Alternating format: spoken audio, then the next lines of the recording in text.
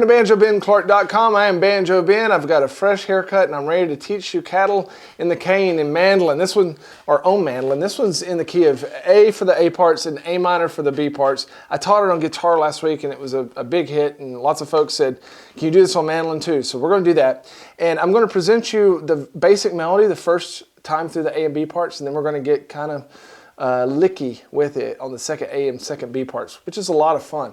If you're watching this on Facebook or YouTube here in a moment, I'll ask you to come over to the website, BanjoBenClark.com. You can join as a Gold Pick member, see hundreds of lessons just like this one. This is a 20-minute plus lesson.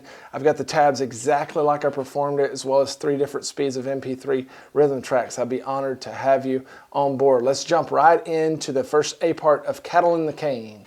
Y'all, let's learn Cattle in the Cane on the mandolin. This is a really cool fiddle tune because the A parts are in A major, and then it switches to A minor whenever we go to the B parts. Not just a minor, but A minor, actual A minor. Let's go ahead and throw up the first line of tab there. You'll notice we're in 4/4 time, 4 beats per measure.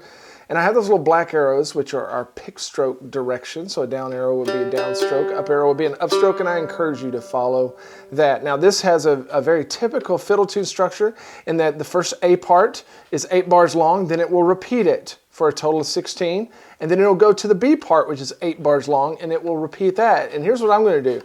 I'm going to give you the very straight ahead melody for the first A part and the first B part, but then the second time through those A and B parts, we're going to pull in some really cool licks. I was a bit inspired in this one, and I'm excited to show those to you. So we're going to start off with a quick little slide here on the A string from 3rd to 4th fret, right on the downbeat of measure 1, and that's a 16th note slide, so it's going to go fast in the whole scheme of things.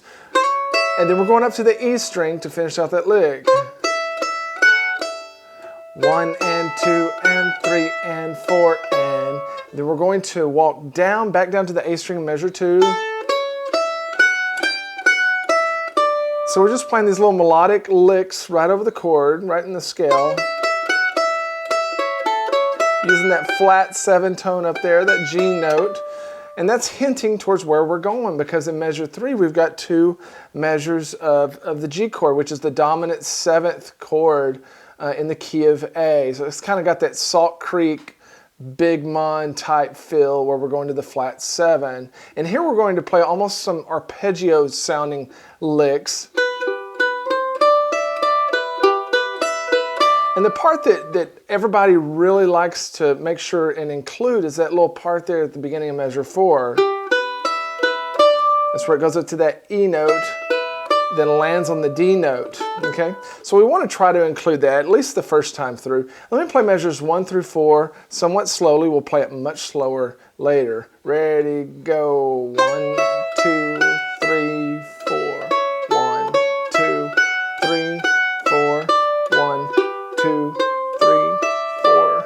1, 2, 3, 4. And I will say that once you get to measure 3, when we play that 2nd fret with your index finger, you can leave it down till almost the very end of measure 4 if you want. And that's just a way to kind of save some movement and maybe create some speed. Let's go to measure 5. We're going to finish out this first A part. And in the first part of it is going to sound like the measures 1 and 2. Matter of fact, they're almost exactly the same. When we get to measure 6, we're going to climb up the scale a little bit further. If I can get in tune here. And then measure 7, we're going to go back over a G chord for a measure. And then in measure 8, we have a split between E and an A. Okay, so we're going to come back down and head towards that open A note, and we're going to introduce a triplet. Measure 7 sounds like this. And then we've got this little 8th note triplet. And the thing to remember about those triplets is that we're forcing 3 8th notes into the space where 2 of them normally go. And we're just playing it one time, right? We're playing on the 2nd fret, then I want you to hammer onto the 3rd, and then pull back off to the 2nd. And we're going to have a lot of these coming up, so we need to know how to do those. And then measure 8, we have this little lick that's very common to these Celtic sounding fiddle tunes. Sounds like this.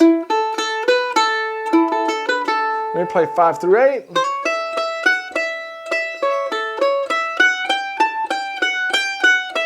Triplet. Now we're going to go into the second A part, measure 9. This is where we're going to get a little out of the melody. We're still going to include the melody. We're just going to include some embellishments. The first 4 notes are the same, right? But then here in measure 9, instead of playing that E string on the 3rd beat, we're going to slide into it from the 5th to 7th fret. And that's just something that I like to do. I like to slide in and reinforce it so that it sounds like this. And that's just an 8th note slide, so it doesn't happen as fast as the first slide in that measure.